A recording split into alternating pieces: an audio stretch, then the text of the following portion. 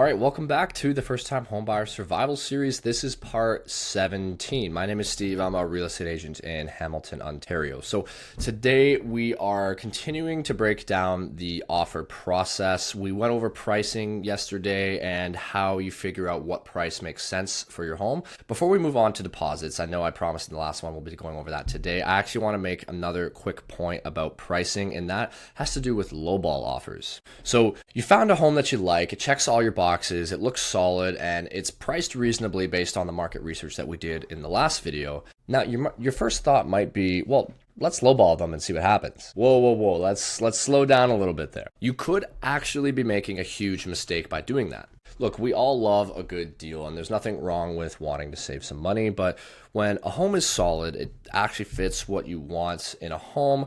It's priced reasonably, meaning the seller isn't out to lunch on their price. They actually are fitting it within what the market is saying it's worth, and you genuinely want the house. Throwing in an insultingly low offer can backfire hard. I've seen this happen quite a few times, so I'm speaking from experience here. Let's use the example from the last video. So we say our market research shows that the range that the home is worth is somewhere between $550 and $585. There's absolutely nothing wrong with starting on the lower end of that, maybe even slightly below that if you want to go $550, $545, $540, like that's reasonable. You can offer whatever you want. Like I said, there's no rule saying that you can't.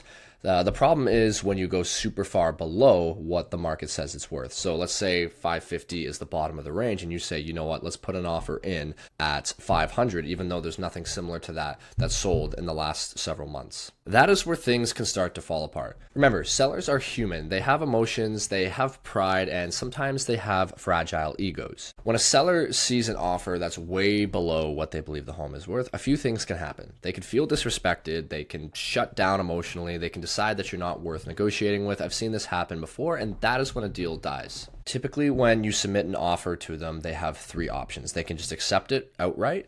That doesn't happen too often. Usually there's a bit of back and forth, but they can accept it outright where they just say, you know what, we sign, we're good to go, and then the offer is accepted. Option two, which is the most common, they counter back. So typically what they'll do is most of the time when they're countering back, it's based on price. They'll cross out the price, write in the new one that they want, and then they'll send it back to you. And then now we have the option to accept that or to counter that back. And usually we'll go back and forth a few times before we get to an agreement that everybody's happy with. And now option three is that they reject it and they don't counter back at all. For option three to happen, you typically have to insult them in some way that they don't even want to bother negotiating with you. Even if you were willing to pay more, they might not be willing to look at another offer that you submit because you insulted them. So you have to be careful with that. I've seen that happen where they thought that our offer was way too low and they didn't even bother countering back because they thought there's too much space here. There's no way we're going to get somewhere in the middle where we're going to all be happy with. So they decided not to counter back.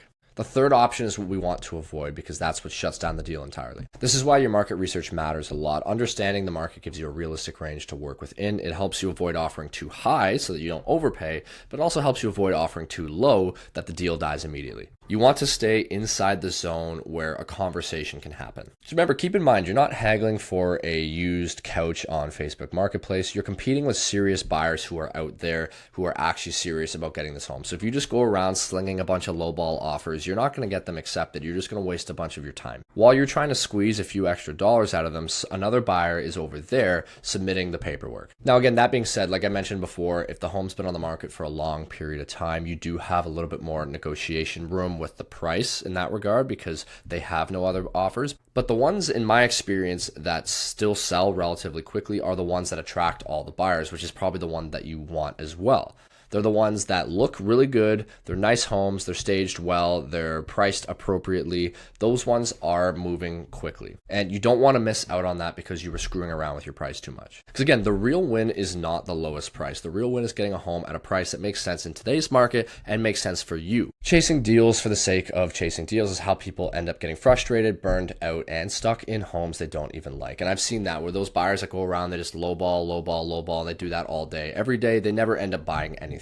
Now, to be clear, not every seller is reasonable either. Some sellers are overpriced, which is their equivalent of the lowball, which is they list super high. Some of them are stuck with wishful thinking, and that's completely fine. They might still reject your offer, even if it's reasonable based on market data. That's completely fine. You can't control what they're going to do. You can only control what you're doing. Just like those lowball buyers who struggle to buy anything, the overpriced sellers struggle to sell. All right, so that is my 2 cents on lowball offers. Again, at the end of the day, you are fully in control of what offer price that you want to put. If you want to put it as low as you want, you can do that. It's just my job is to advise you on what I think is the smartest strategy. Just take that with a grain of salt. Tomorrow, we're actually going to be going into the deposits, and yeah, if you want the PDF version of the First-Time Homebuyer Survival Guide, you can grab that down in the description. Thank you for watching. I'll see you tomorrow.